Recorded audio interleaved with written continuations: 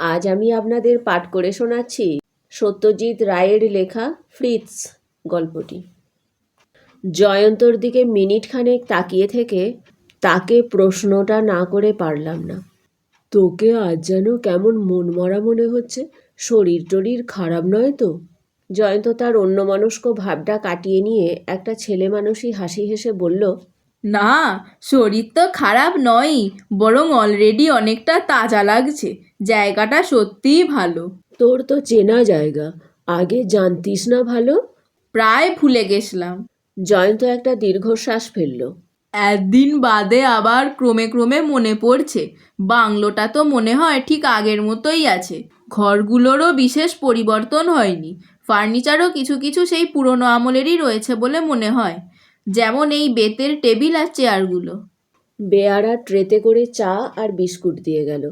সবে 4টে বাজে, কিন্তু এর মধ্যেই রোদ পড়ে এসেছে। টিপট থেকে চা ঢালতে ঢালতে জিজ্ঞাসা করলাম, কতদিন বাদে এলি? জয়ন্ত বলল, 31 বছর। তখন আমার বয়স ছিল 6। আমরা যেখানে বসে আছি সেটা বুন্দি শহরের সার্কিট হাউসের বাগান। আজ সকালেই এসে পৌঁছেছি। জয়ন্ত আমার ছেলেবেলার বন্ধু। আমরা এক স্কুলে ও এক কলেজে একসঙ্গে পড়েছি। এখন ও একটা খবরের কাগজের সম্পাদকীয় বিভাগে চাকরি করে, আর আমি করি স্কুল মাস্টারি। চাকরি জীবনে দুজনের মধ্যে ব্যবধান এসে গেলেও বন্ধুত্ব টিকে আছে ঠিকই। রাজস্থান ভ্রমণের প্ল্যান আমাদের অনেক দিনের। দুজনের একসঙ্গে ছুটি পেতে অসুবিধা হচ্ছিল। একদিনে সেটা সম্ভব হয়েছে। সাধারণ লোকেরা রাজস্থান গেলে আগে জয়পুর, উদয়পুর, চিতোরটাই দেখে, কিন্তু জয়ন্ত প্রথম থেকেই বুন্দির উপর জোর দিচ্ছিল। আমিও আপত্তি করিনি, কারণ ছেলেবেলায় রবীন্দ্রনাথের কবিতায় বুঁদির কেল্লা নামটার সঙ্গে পরিচয় ঘটেছিল। সে কেল্লা এতদিনে চাক্ষুষ দেখার সুযোগ হবে সেটা ভাবতে মন্দ লাগছিল না। বুন্দি অনেকেই আসে না, তবে তার মানে এই নয় যে এখানে দেখার মতো কিছুই নেই। ঐতিহাসিক ঘটনার দিক দিয়ে বিচার করলে উদয়পুর, যোধপুর, চিতোরের মূল্য হয়তো অনেক বেশি, কিন্তু সৌন্দর্যের বিচারে বুন্দি কিছু কম যায় না। জয়ন্ত বুন্দি সম্পর্কে এত জোর দিয়ে বলতে প্রথমে একটু অদ্ভুত লেগেছিল। ট্রেনে আস্তে আস্তে কারণটা জানতে পারলাম। সে ছেলেবেলায় একবার নাকি বুন্দিতে এসেছিল, তাই সেই পুরানো স্মৃতির সঙ্গে নতুন করে জায়গাটাকে মিলিয়ে দেখার একটা ইচ্ছে তার মনে অনেক দিন থেকেই ঘোরাফেরা করছে। জয়ন্তর বাবা অনিমেষ দাশগুপ্ত প্রত্নতাত্ত্বিক বিভাগে কাজ করতেন, তাই তাকে মাঝে মাঝে ঐতিহাসিক জায়গাগুলোতে ঘুরে বেড়াতে হতো। এই সুযোগেই জয়ন্তর বুন্দি দেখা হয়ে যায়। সার্কিট হাউসটা সত্যিই চমৎকার। ব্রিটিশ আমলের তৈরি, বয়স অন্তত 100 বছর তো বটেই। একতলা বাড়ি, টালি বসানো ঢালু ছাদ, ঘরগুলো উঁচু উঁচু, উপর দিকে স্কাইলাইট দড়ি দিয়ে টেনে ইচ্ছামতো খোলা বা বন্ধ করা যায়। পূব দিকে বারান্দা, তার সামনে প্রকাণ্ড কম্পাউন্ডে কেয়ারি করা বাগানে গোলাপ ফুটে রয়েছে। বাগানের পিছন দিকটায় নানা রকম বড় বড় গাছে অজস্র পাখির জটলা। টিয়ার তো ছড়াছড়ি, ময়ূরের ডাকও মাঝে মাঝে শোনা যায়, তবে সেটা কম্পাউন্ডের বাইরে থেকে। আমরা সকালে পৌঁছেই আগেই একবার শহরটা ঘুরে দেখে এসেছি।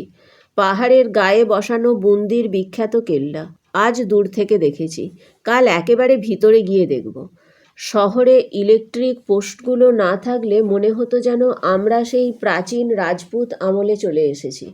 পাথর দিয়ে বাঁধানো রাস্তা, বাড়ির সামনের দিকে দোতলা থেকে ঝুলে পড়া অদ্ভুত এক কারুকার্য করা বারান্দা, কাঠের দরজাগুলো নিপুণ হাতের নকশা।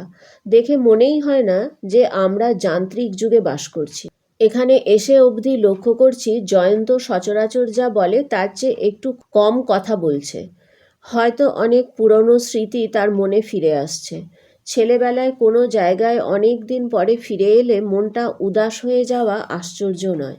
তবে জয়ন্ত যে সাধারণ লোকের চেয়ে একটু বেশি ভাবুক সেটা তো সকলেই জানে। চায়ের পেয়ালা হাত থেকে নামিয়ে রেখে জয়ন্ত বলল, জানিস শঙ্কর, ব্যাপারটা ভারী অদ্ভুত। প্রথমবার যখন এখানে আসি তখন মনে আছে এই চেয়ারগুলোতে আমি পা তুলে বাবু হয়ে বসতাম। মনে হতো যেন একটা সিংহাসনে বসে আছি। এখন দেখছি চেয়ারগুলো আয়তনেও বড় না, দেখতেও অতি সাধারণ। সামনের যে ড্রয়িং রুম, সেটা এর দ্বিগুণ বড় বলে মনে হতো। যদি এখানে ফিরে না আসতুম তাহলে ছেলেবেলার ধারণাটাই কিন্তু টিকে যেত। আমি বললাম, এটাই তো স্বাভাবিক। ছেলেবেলায় আমরা থাকি ছোট, সেই অনুপাতে আশপাশের জিনিসগুলোকে বড় মনে হয়। আমরা বয়সের সঙ্গে বাড়ি, কিন্তু জিনিসগুলো তো বাড়ে না। চা খাওয়া শেষ করে বাগানে ঘুরতে ঘুরতে জয়ন্ত হঠাৎ হাঁটা থামিয়ে বলে উঠল, দেবদারু। কথাটা শুনে আমি একটু অবাক হয়ে তার দিকে চাইলাম। জয়ন্ত আবার বলল, একটা দেবদারু গাছ, ওই ওদিকটায় থাকার কথা। এই বলে সে দ্রুত বেগে গাছপালার মধ্যে দিয়ে কম্পাউন্ডের কোণের দিকে এগিয়ে গেল। হঠাৎ একটা দেবদারু গাছের কথা জয়ন্ত মনে রাখল কেন? কয়েক সেকেন্ড পরেই জয়ন্তর উল্লসিত কণ্ঠস্বর পেলাম। আছে, ইটস হিয়ার, ঠিক যেখানে ছিল সেখানেই। আমি এগিয়ে গিয়ে বললাম, গাছ যদি থেকে থাকে তো সে যেখানে ছিল সেখানেই থাকবে। গাছ তো আর হেঁটে চলে বেড়ায় না। জয়ন্ত একটু বিরক্তভাবে মাথা নেড়ে বলল, সেখানেই আছে মানে এই নয় যে আমি ভেবেছিলাম এই 30 বছরে গাছটা জায়গা পরিবর্তন করেছে। সেখানে আছে মানে আমি যেখানে গাছটা ছিল বলে অনুমান করেছিলাম সেইখানে। কিন্তু একটা গাছের কথা হঠাৎ মনে পড়ল কেন তোর? জয়ন্ত ভ্রুকুঞ্চিত করে কিছুক্ষণ একদৃষ্টে গাছের গুঁড়ির দিকে চেয়ে ধীরে ধীরে মাথা নেড়ে বলল, সেটা এখন আর কিছুতেই মনে পড়ছে না। কি একটা কারণে জানি গাছটার কাছে এসেছিলাম, কি একটা করেছিলাম। একটা সাহেব। সাহেব? না, আর কিছু মনে পড়ছে না। মেমোরির ব্যাপারটা সত্যিই ভারী অদ্ভুত। এখানে বাবুর্চির রান্নার হাত ভালো। রাত্রে ডাইনিং রুমে ওভাল শেপের টেবিলটায় বসে খেতে খেতে জয়ন্ত বলল, তখন যে বাবুর্চিটা ছিল তার নাম ছিল দিলওয়ার। তার বাঁ গালে একটা কাটা দাগ ছিল, ছুরির দাগ, আর চোখ দুটো সবসময় জবা ফুলের মতো লাল হয়ে থাকতো, কিন্তু রান্না করতো খাসা। খাবার পরে ড্রয়িং রুমের সোফাতে বসে জয়ন্তর ক্রমে আরও পুরনো কথা মনে পড়তে লাগলো। তার বাবা কোন সোফায় বসে চুরুট খেতেন, মা কোথায় বসে উল বুনতেন, টেবিলের উপর কি কি ম্যাগাজিন পড়ে থাকতো, সবই তার মনে পড়ল। আর এইভাবেই শেষে তার পুতুলের কথাটাও মনে পড়ে গেল। পুতুল বলতে মেয়েদের ডল পুতুল নয়। জয়ন্তর এক মামা সুইজারল্যান্ড থেকে এনে দিয়েছিলেন 10-12 ইঞ্চি লম্বা সুইস দেশীয় পোশাক পরা একটা বুড়োর মূর্তি। দেখতে নাকি একেবারে একটি ক্ষুদে জ্যান্ত মানুষ। ভিতরে যন্ত্রপাতি কিছু নেই, কিন্তু হাত পা আঙুল কোমর এমনভাবে তৈরি যে ইচ্ছামতো বাঁকানো যায়। মুখে একটা হাসি লেগেই আছে। মাথার উপর ছোট্ট হলদে পালক গোঁজা সুইস পাহাড়ি টুপি। এছাড়া পোশাকের খুঁটিনাটিতেও নাকি কোনো রকম ভুল নেই। বেল্ট, বোতাম, পকেট, কলার, মোজা, এমনকি জুতোর বকলসটা পর্যন্ত নিখুঁত। প্রথমবার বুন্দিতে আসার কয়েক মাস আগেই জয়ন্তর মামা বিলেত থেকে ফেরেন, আর এসেই জয়ন্তকে পুতুলটা দেন। সুইজারল্যান্ডের কোনো গ্রামের এক বুড়োর কাছ থেকে পুতুলটা কেনেন তিনি। বুড়ো নাকি ঠাট্টা করে বলে দিয়েছিল, এর নাম ফ্রিটস, এই নামে ডাকবে একে, অন্য নামে ডাকলে কিন্তু জবাব পাবে না। জয়ন্ত বলল, আমি ছেলেবেলায় খেলনা অনেক পেয়েছি। বাপ মায়ের একমাত্র ছেলে ছিলাম বলেই বোধহয় তাঁরা এই ব্যাপারে আমাকে কখনো বঞ্চিত করেননি। কিন্তু মামার দেওয়া এই ফ্রিৎজকে পেয়ে কী যে হলো, আমি আমার অন্য সমস্ত খেলনার কথা একেবারে ভুলে গেলাম। রাত দিন ওকে নিয়েই পড়ে থাকতাম। এমনকি শেষে একটা সময় এলো যখন আমি ফ্রিৎজের সঙ্গে ঘন্টার পর ঘন্টা দিব্যি আলাপ চালিয়ে যেতাম। একতরফা আলাপ অবশ্যই, কিন্তু ফ্রিৎজের মুখে এমন একটা হাসি আর ওর চোখে এমন একটা চাহনি ছিল যে মনে হতো যেন আমার কথাও বেশ বুঝতে পারছে। এক এক সময় এমনও মনে হতো যে আমি যদি বাংলা না বলে জার্মান বলতে পারতাম তাহলে আমাদের আলাপটা হয়তো একতরফা না হয়ে দুতরফা হতো। এখন ভাবলে ছেলে মানুষই পাগলামি মনে হয়, কিন্তু তখন আমার কাছে ব্যাপারটা ছিল ভীষণ রিয়েল। বাবা মা বারণ করতেন অনেক, কিন্তু আমি কারুর কথা শুনতাম না। তখন আমি স্কুল যেতে শুরু করিনি, কাজেই ফ্রিৎজকে দেবার জন্য সময়ের অভাব ছিল না আমার। এই পর্যন্ত বলে জয়ন্ত চুপ করল। ঘড়ির দিকে চেয়ে দেখি রাত 9:30। বুন্দি শহর নিস্তব্ধ হয়ে গেছে। আমরা সার্কিট হাউসের বৈঠকখানায় একটা ল্যাম্প জ্বালিয়ে বসে আছি। আমি বললাম, পুতুলটা কোথায় গেল? জয়ন্ত এখনও যেন কি ভাবছে। উত্তরটা এত দেরিতে এলো যে আমার মনে হচ্ছিল প্রশ্নটা বুঝি ওর কানেই যায়নি। পুতুলটা বুন্দিতে নিয়ে এসেছিলাম, এখানে নষ্ট হয়ে যায়। নষ্ট হয়ে যায়? আমি প্রশ্ন করলাম, কিভাবে? জয়ন্ত একটা দীর্ঘশ্বাস ফেলে বলল, একদিন বাইরে বাগানে বসে চা খাচ্ছিলাম আমরা, পুতুলটাকে পাশে ঘাসের ওপর রেখেছিলাম। কাছে কতগুলো কুকুর জটলা করছিল। তখন আমার যা বয়স, তাতে চা খাবার কথা নয়, কিন্তু জেদ করে চা নিয়ে খেতে খেতে হঠাৎ পেয়ালাটা কাত হয়ে খানিকটা গরম চা আমার প্যান্টে পড়ে যায়। বাংলোয় এসে প্যান্ট বদল করে বাইরে ফিরে গিয়ে দেখি পুতুলটা নেই। খোঁজাখুঁজির পর দেখি আমার ফ্রিজকে নিয়ে দুটো রাস্তার কুকুর দিব্যি টাগ অফ ওয়ার খেলছে। জিনিসটা খুবই মজবুত ছিল, তাই ছিঁড়ে আলগা হয়ে যায়নি, তবে চোখ মুখ ক্ষতবিক্ষত হয়ে জামা কাপড় ছিঁড়ে গিয়েছিল। অর্থাৎ আমার কাছে ফ্রিজের আর অস্তিত্বই ছিল না। হি ওয়াজ ডেড। তারপর? ভারী আশ্চর্য লাগছিল জয়ন্তর এই কাহিনী। তারপর আর কি, যথারীতি ফ্রিজের সৎকার করি। তার মানে? ওই দেবদারু গাছটার নিচে ওকে কবর দিই। ইচ্ছে ছিল কফিন জাতীয় একটা কিছু জোগাড় করা। সাহেব তো, একটা বাক্স থাকলেও কাজ চলতো, কিন্তু অনেক খোঁজাখুঁজি করেও কিছুই পেলাম না, তাই শেষটায় এমনিই পুঁতে ফেলি। এতক্ষণে দেবদারু গাছের রহস্য আমার কাছে পরিষ্কার হলো। 10টা নাগাদ ঘুমোতে চলে গেলাম। একটা বেশ বড় বেডরুমে দুটো আলাদা খাটে আমাদের বিছানা। কলকাতায় হাঁটার অভ্যেস নেই, এমনিতেই বেশ ক্লান্ত লাগছিল। তার উপর বিছানায় ডানলো পিলো। বালিশে মাথা দেবার 10 মিনিটের মধ্যেই ঘুম এসে গেল। রাত তখন কটা জানি না। একটা কিসের শব্দে জানি ঘুমটা ভেঙে গেল। পাশ ফিরে দেখি জয়ন্ত সোজা হয়ে বিছানার উপর বসে আছে। তার পাশের টেবিল ল্যাম্পটা জ্বলছে, আর সেই আলোয় তার চাহনিতে উদ্বেগের ভাবটা স্পষ্ট ধরা পড়ছে। জিজ্ঞেস করলাম, কি হলো? শরীর খারাপ লাগছে নাকি? জয়ন্ত জবাব না দিয়ে আমাকে একটা পাল্টা প্রশ্ন করলো। সার্কিট হাউসে বেড়াল বা ইঁদুর জাতীয় কিছু আছে নাকি? বললাম, থাকাটা কিছুই আশ্চর্য না, কিন্তু কেন বলো তো? বুকের ওপর দিয়ে কি যেন একটা হেঁটে গেল, তাই ঘুমটা ভেঙে গেল। আমি বললাম, ইঁদুর জিনিসটা সচরাচর নর্দমা টর্দমা দিয়ে ঢোকে, আর খাটের উপর ইঁদুর ওঠে বলে তো জানা ছিল না। জয়ন্ত বলল, এর আগেও একবার ঘুমটা ভেঙেছিল, তখন জানলার দিক থেকে একটা খচখচ শব্দ পাচ্ছিলাম। জানলায় যদি আওয়াজ পেয়ে থাকিস তাহলে বেড়ালের সম্ভাবনাটাই বেশি। কিন্তু তাহলে? জয়ন্তর মন থেকে যেন খটকা যাচ্ছে না। বললাম, বাতিটা জ্বালার পর কিছু দেখতে পাসনি? নাথিং। অবশ্যই ঘুম ভাঙার সঙ্গে সঙ্গেই বাতিটা জ্বালিনি। প্রথমটা বেশ হকচকিয়ে গেছলাম। সত্যি বলতে কি, একটু ভয়ই করছিল। আলো জ্বালার পর কিছুই দেখতে পাইনি।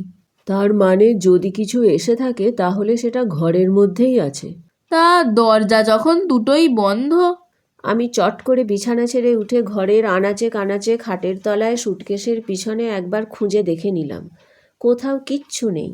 বাথরুমের দরজাটা ভেজানো ছিল, সেটার ভিতরেও খুঁজতে গেছি। এমন সময় জয়ন্ত চাপা গলায় ডাক দিল, শঙ্কর। ফিরে এলাম ঘরে। জয়ন্ত দেখি তার লেপের সাদা ওয়ারটার দিকে চেয়ে আছে। আমি তার দিকে এগিয়ে যেতে সে লেপের একটা অংশ ল্যাম্পের দিকে এগিয়ে দিয়ে বলল, এটা কি দেখ তো। কাপড়টার উপর ঝুঁকে পড়ে দেখি তাতে হালকা খয়েরি রঙের ছোট ছোট গোল গোল কিসের জানি ছাপ পড়েছে। বিড়ালের থাবা হলেও হতে পারে। জয়ন্ত কিছু বলল না। বেশ বুঝতে পারলাম কী কারণে জানি সে ভারী চিন্তিত হয়ে পড়েছে। এদিকে রাত 2:30 বাজে। এত কম ঘুমে আমার ক্লান্তি দূর হবে না। তাছাড়া কালকেও সারাদিন ঘোরাঘুরি আছে।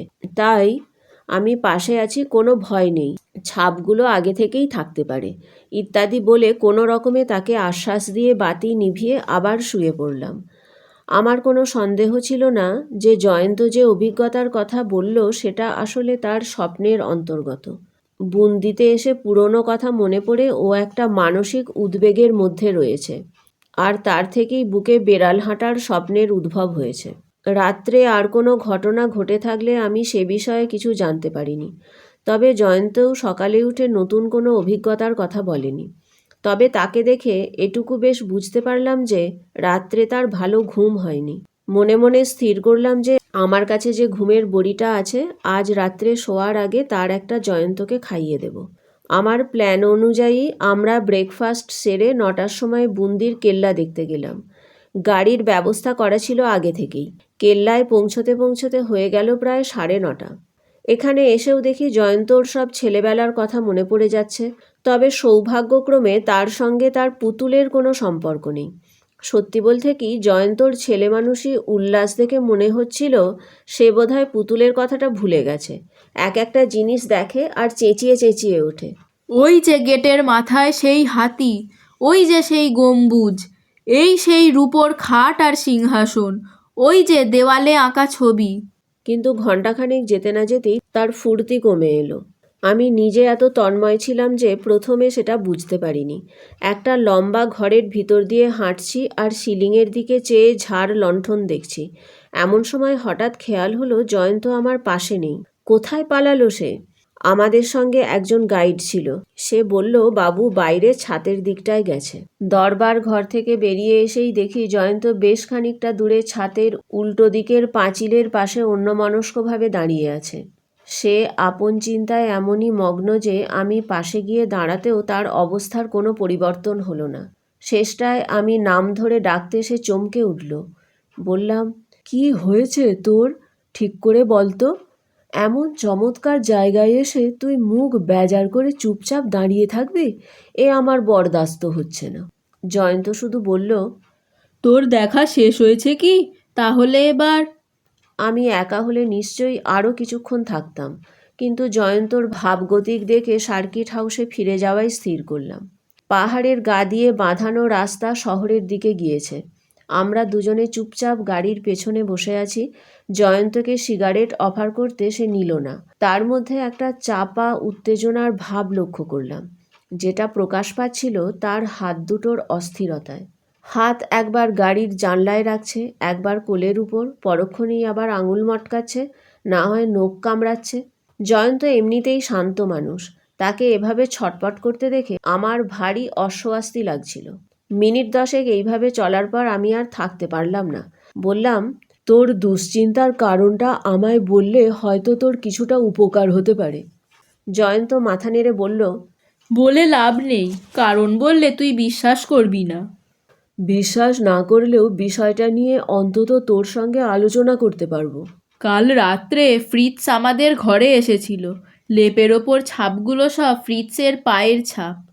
একথার পর অবশ্যই জয়ন্তের কাঁধ ধরে দুটো ঝাঁকুনি দেওয়া ছাড়া আমার আর কিছু করার থাকে না।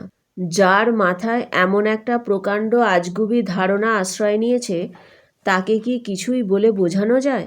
তবু বললাম, তুই নিজের চোখে তো দেখিসনি কিছুই। না, তবে বুকের উপরে যে জিনিসটা হাঁটছে সেটা যে 4 পেয়ে নয়, 2 পেয়ে, সেইটা বেশ বুঝতে পারছিলাম। সার্কিট হাউসে এসে গাড়ি থেকে নামার সময় মনে মনে স্থির করলাম জয়ন্তকে একটা নার্ভ টনিক গোছের কিছু দিতে হবে। শুধু ঘুমের বড়িতে হবে না।